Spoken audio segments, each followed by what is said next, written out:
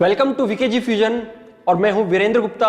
आज हम बात करेंगे अणु क्या होता है, what is the definition of molecule. सबसे पहले हम इसकी परिभाषा देखते हैं। किसी तत्व या यौगिक का, तत्व भी हो सकता है और यौगिक भी हो सकता है, किसी तत्व या यौगिक का सबसे छोटे से छोटा कण जो उस तत्व या यौगिक के सभी गुणों को परिभाषित करता है, सभी गुणों उसके अंदर विद्यमान होते हैं और सबसे बड़ी चीज वह स्वतंत्र अवस्था में भी रह सकता है, लेकिन रासायनिक अभिक्रिया में वह डायरेक्ट भाग नहीं लेता है, उसको कहा जाता है अणु। या हम बोले एक या एक से अधिक परमाणुओं से मिलकर जो बनता है उसे ही कहा जाता है अणु। यानी अणु में एक से अधिक परमाणु उपस्थित होते हैं। लेकिन अब इसमें दो तीन बातें आपको ध्यान रखनी है। सबसे पहले तो किसी यौगिक का ये सबसे छोटा कण है। दूसरी बात, यह स्वतंत्र अवस्था में रह सकता है। ध्यान रखना, परमाणु में हमने पढ़ा था वह स्वतंत्र अवस्था में नहीं रहता है, लेकिन अणु स्वतंत्र अवस्था में रहता है। और तीसरी बात, यह रासायनिक अभिक्रिया में भाग नहीं लेता है, सीधा पूरा का पूरा अणु भाग नहीं लेता है, रासायनिक अभिक्रिया में इसके परमाणु भाग लेते हैं। तो ये बातें आपको ध्यान में रखनी है। के बारे में सबसे पहले 1811 में आवोगाद्रो ने बताया था। आवोगाद्रो ने उस समय तक कहे जाने वाले यौगिक परमाणु को अणु के रूप में परिभाषित किया था सबसे पहले। और इसकी परिभाषा क्या थी कि जब दो या दो से अधिक एक ही प्रकार के परमाणु या तो समान प्रकार के हो सकते हैं या भिन्न भिन्न प्रकार के परमाणु हो सकते हैं, आपस में मिलते हैं तो अणु का निर्माण होता है। तो इस तरह से अणु हमारे को प्राप्त हो जाता है।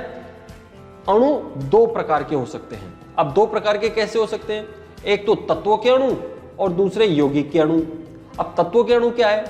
यदि कोई अणु बन रहा है, उस अणु के बनने में एक या एक से अधिक, ये वर्ड ध्यान रखना, समान परमाणु आपस में मिलकर अणु का निर्माण करते हैं तो उसे कहा जाता है तत्व। ये एक परमाणविक, द्विपरमाणविक या बहुपरमाणविक हो सकते हैं। जैसे एक परमाणविक तत्व में अपनी सारी की सारी ज्यादातर अक्रिय गैसें आ जाती है, हीलियम, नियोन, ऑर्गन, ये एक परमाणविक तत्व के रूप में मौजूद रहती है। द्विपरमाणविक में हम जानते हैं हाइड्रोजन, क्लोरीन, नाइट्रोजन आदि आ जाती है। ये दो परमाणु आपस में जुड़कर रहते हैं, दोनों परमाणु समान रहते हैं, तो ये द्विपरमाणविक तत्व है।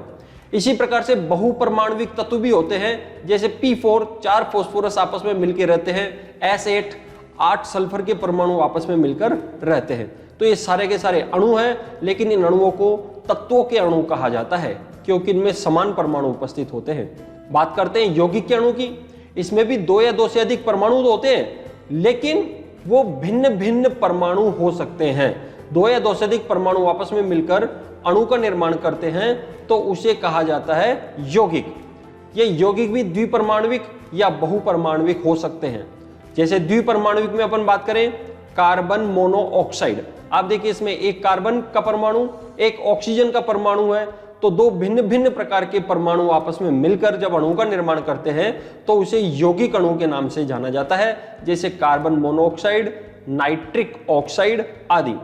इसी तरह से बहुपरमाणविक भी हो सकते हैं, जैसे H2O, जिसमें दो हाइड्रोजन और एक ऑक्सीजन है, तीन परमाणु मिलकर के इस अणु का निर्माण कर रहे हैं, तो ये बहुपरमाणविक यौगिक अणु हो गया। इसी तरह से बहुत सारे उदाहरण हम ले सकते हैं। अमोनिया हो सकती है, मेथेन हो सकता है, जितने भी यौगिक है, ग्लूकोज C6H12O6, यह भी यौगिक अणु का ही एक उदाहरण है। तो इस तरह से अणु के बारे में आपकी जानकारी समझ में आई होगी। इसी तरह के वीडियो देखने के लिए हमारे चैनल को सब्सक्राइब करें और शेयर भी करें। Thank you.